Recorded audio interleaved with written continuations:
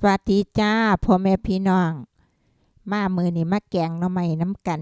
ได้ผักมาพี่น้องผักมากินกับลาบผักนอก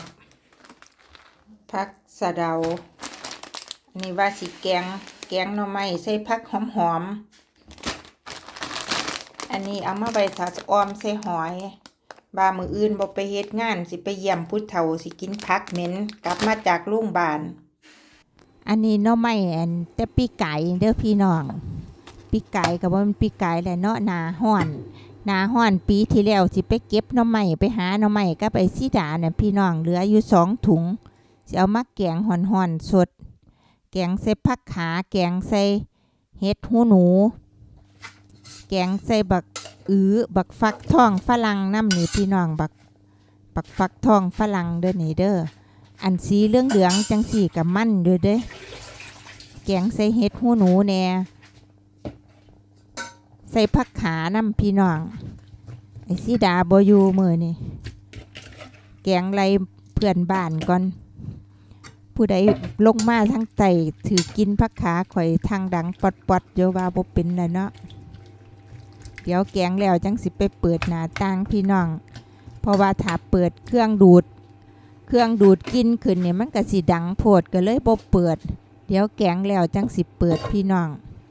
ไปเปิดหน้าต่างไปเปิดเครื่องดูดกินอีกเสียงมันก็สิดังใส่กันหลายก็เลยเทิงแกงเทิงอันนี้บ่เบิ่งแม่พี่น้องผักขาผักสะอมงาม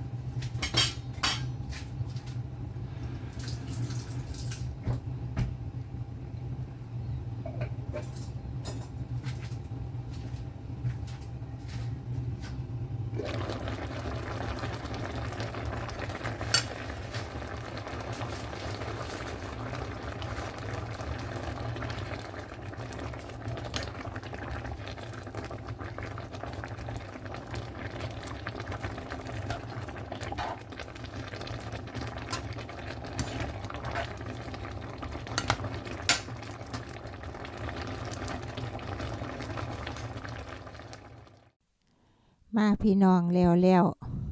เดี๋ยวไปสดหอนน้ำกันพี่น้องแกงหน่อไม้ใส่เห็ดหูหนูใส่ผักขาใส่บักอื